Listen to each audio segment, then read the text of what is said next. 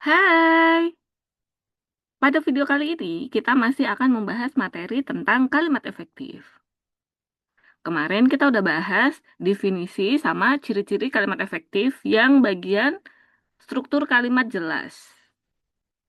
Kita juga udah menganalisis beberapa contoh kalimat yang ada di sini.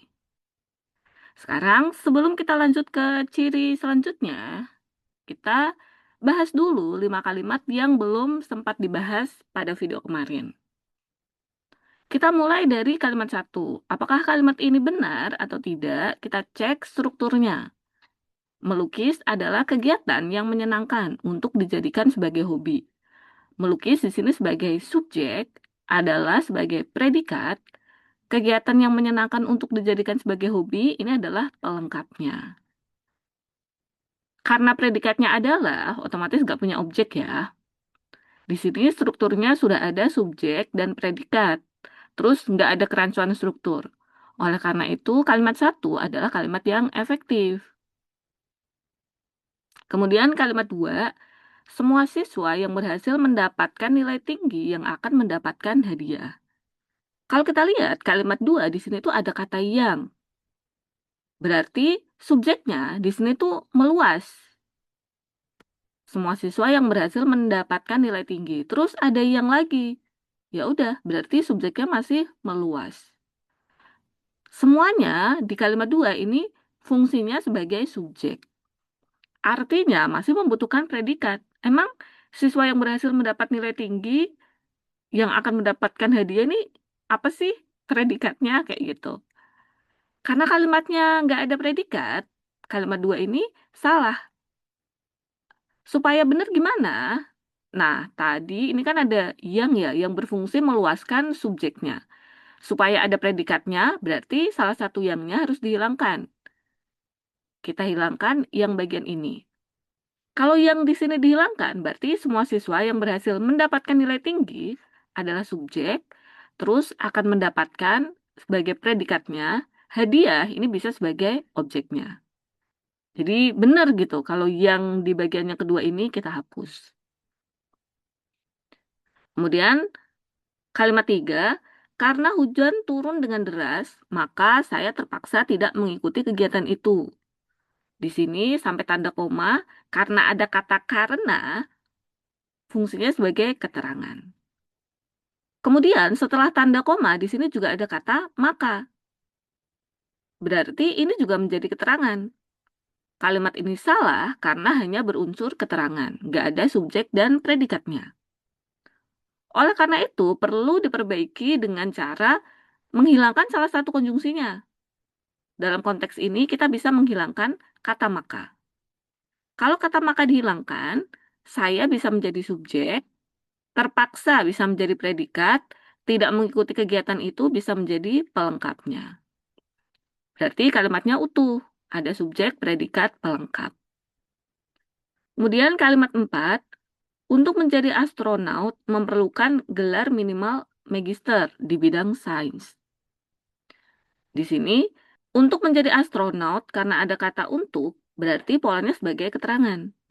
Memerlukan sebagai predikat, gelar minimal magister di bidang sains di sini sebagai objeknya.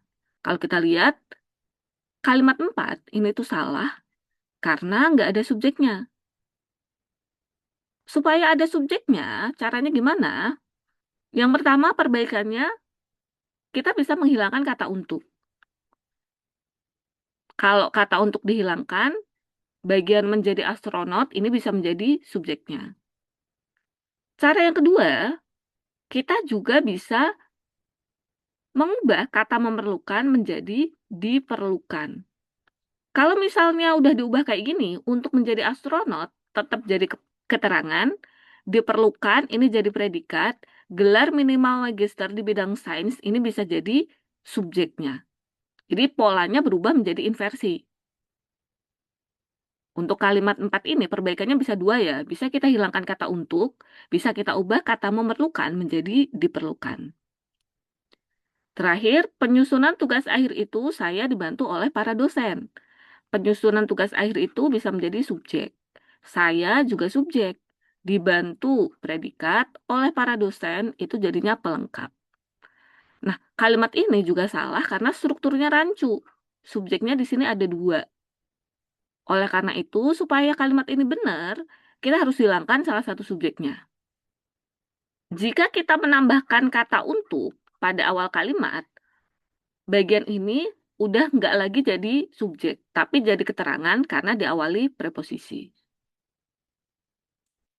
Jadi itu, dari 5 kalimat ini, kita bisa lihat kalimat 1 merupakan kalimat efektif, kalimat 2, 3, 4, dan kalimat 5 merupakan kalimat yang tidak efektif. Selanjutnya, masalah struktur udah beres, kita lanjut ke ciri yang kedua, yakni logis.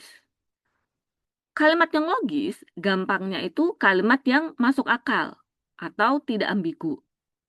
Nah, masuk akal ini tuh nggak boleh pakai perasaan.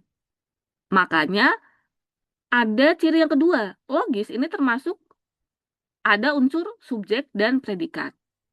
Jadi masih ada kaitannya dengan masalah struktur yang logis ya, struktur yang jelas yang udah kita bahas sebelumnya. Selain itu, masuk akal ini juga berkaitan dengan penggunaan kata yang sesuai dengan konteksnya. Maksudnya gimana sih penggunaan kata yang sesuai dengan konteksnya? Misalnya ada kata di saat. Ini tuh salah, tetap nggak logis. Saat itu menunjukkan waktu. Sementara itu kata di ini tuh hanya bisa digunakan untuk tempat. Otomatis ini tuh nggak boleh pakai kata di. Kata di saat ini salah, harusnya yang benar adalah pada saat. Begitu. Kita lihat contoh-contohnya ya. Kalimat yang pertama, obat ini menghilangkan gigi yang sakit. Nah, di contoh yang pertama ini kita tuh nggak perlu menganalisis strukturnya. Kalimat ini kalau kita nalar tetap nggak logis ya, karena harusnya yang dihilangkan itu kan bukan giginya. Yang dihilangkan adalah sakit giginya. Kalau kita polain strukturnya, obat ini subjek menghilangkan predikat, gigi yang sakit ini adalah objeknya. Secara struktur udah benar, tapi ada penggunaan bentuk kata yang menyebabkan kalimat satu ini menjadi kalimat yang tidak logis. Kemudian kalimat dua, adik mengatakan jika soal ini susah. Adik ini subjek, mengatakan predikat. Jika soal ini susah, ini tuh jadinya adalah keterangan, karena diawali kata jika. Kalimat ini salahnya itu karena penggunaan kata jika yang tidak sesuai dengan konteks. Kata jika di sini tuh maknanya apa? Pengandaian atau syarat kayak gitu. Nah, kalimat dua ini kan bukan mengandaikan. Kalimat dua ini adalah penjelasan. Harusnya konjungsi yang dipakai itu bukan jika. Tapi konjungsi yang dipakai itu adalah bahwa yang menyatakan penjelasan. Karena penggunaan kata yang salah ini, kalimat dua ini tuh jadi kalimat yang tidak logis. Kemudian kalimat tiga, adik tidak masuk sekolah karena sakit. Adik di sini sebagai subjek, tidak masuk sebagai predikat, sekolah sebagai pelengkap, karena sakit di sini sebagai keterangan. Kalau kita lihat, strukturnya udah benar, terus gak ada penggunaan kata yang salah. Maka dari itu kalimat tiga itu benar. Kalimat 4, Pak Guru menghukum kami karena terlambat. Pak Guru ini sebagai subjek, menghukum sebagai predikat, kami sebagai objek, karena terlambat ini sebagai keterangan. Nah, kalimat 4 ini tuh kalau kita baca, kalau kita nalar aja, sebenarnya nggak ada masalah gitu. Logis-logis aja. Tetapi kalau kita bedah lagi strukturnya, kalimat 4 ini adalah kalimat yang tidak logis. Kalau kita bandingkan dengan kalimat 3, di dalam keterangan ini tuh ada klausa lagi. Sakit ini kan jadi predikat. Subjeknya di sini tuh nggak ada. Tapi subjeknya karena nggak ada, dia disamakan dengan subjek yang ada di induk kalimatnya. Berarti kan boleh ya, karena kan yang sakit ini kan emang adik. Berarti masih tetap logis. Dengan cara yang sama, kita juga bisa menganalisis bagian keterangan pada anak kalimat di kalimat 4. Terlambat itu kan dia sebagai predikat. Subjeknya di sini tuh nggak ada.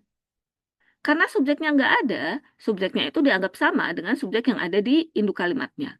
Apakah benar subjeknya itu Pak Guru? Salah ya. Yang terlambat di sini kan harusnya kaminya atau siswanya. Berarti karena subjeknya beda, di bagian ini itu harus ada kata kami. Kalau nggak ada kata kami, berarti kalimatnya nggak logis. Jadi kalimat 4 itu perlu diperbaiki dengan cara menambahkan kata kami sebelum kata terlambat. Atau bisa juga perbaikannya itu dengan mengubah bentuk kalimat 4 menjadi kalimat pasif, supaya subjeknya itu sama. Jadi bisa diubah menjadi kami dihukum Pak Guru karena terlambat. Setelah diubah menjadi bentuk pasif, kami itu sebagai subjek, dihukum sebagai predikat, Pak Guru sebagai pelengkap, karena terlambat ini tuh sebagai keterangan. Di keterangan, subjeknya nggak ada ya. Subjeknya ini bisa dianggap sama dengan subjek yang ada di induk kalimatnya. Terlambatnya tetap jadi predikat. Nah, kan jadinya benar, karena subjeknya emang kami, gitu. Lanjut, kalimat 5, astronot yang berisiko terpapar radiasi 100 kali lipat lebih tinggi. Ini juga sama karena ada kata yang, berarti subjeknya ini tuh semuanya meluas. Jadi semuanya di sini unsurnya adalah subjek. Supaya benar gimana? Kalimat 5 ini nggak logis karena nggak ada predikatnya. Supaya benar kita bisa menghilangkan kata yang.